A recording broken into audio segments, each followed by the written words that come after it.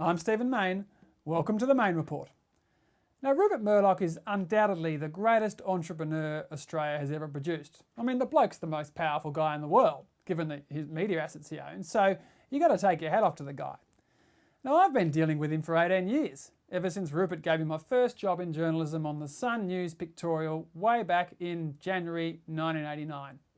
I worked for the guy for 7 years, and then for the last decade or so, I've been going along to his annual meetings as a shareholder and trying to spice up the AGM.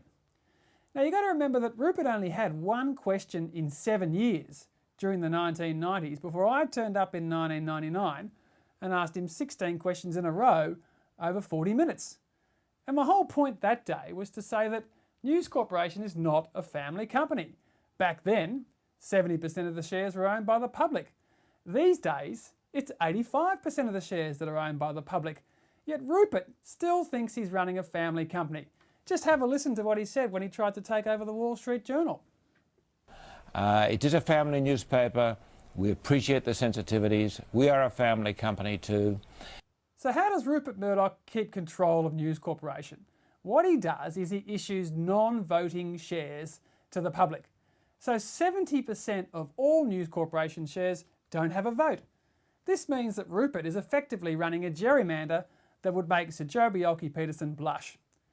Now, if you read Rupert's newspapers or watch his television programs, the guy is a big advocate of democracy. He wanted to invade Iraq to spread a bit of democracy and give us a $20 a barrel oil price, which we're all still waiting for. So after a few years of, trying to run for the News Corp board like I did in 2002 and having a really decent argument with him back in 2004, which generated the wonderful quote where Rupert said, "You're free to fire me any time, Mr. Mayne." That was good enough to put on a mug. All I did was ask him whether he had a fixed term contract or not. So this year I thought I'd try something different. I mean, you can get up and say a few words, ask a few questions, you can run for the board, but what about actually putting up a resolution that shareholders can vote on? Now, this is quite difficult to do in Australia because you need to have 100 signatures from different shareholders to get a resolution on the ballot. But things are a lot easier in the States, and Rupert's been over there since 2004.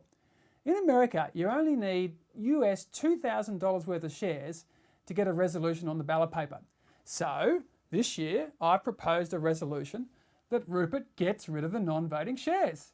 He doesn't like it. He's been complaining to the US regulators trying to stop my resolution, but I'm confident that in the next couple of days, it will be publicly revealed that my resolution is up for a vote. And if it succeeds, Rupert would go from owning 40% of the votes at News Corp to just 15%. And we'd have successfully spread a bit of democracy into News Corp. Now, I know the really big question from today is, why is this guy wearing all black? Well, back in 2005, I was wearing black at the News Corp AGM in New York, and the nutty American shareholder activist Evelyn Davis claimed I looked like a Nazi stormtrooper. I'm no stormtrooper. I'm just a little shareholder activist who owns shares in 410 companies, but my biggest investment is $4,000 worth of News Corp shares, and I would really love to see Rupert embrace a bit of democracy by supporting my resolution.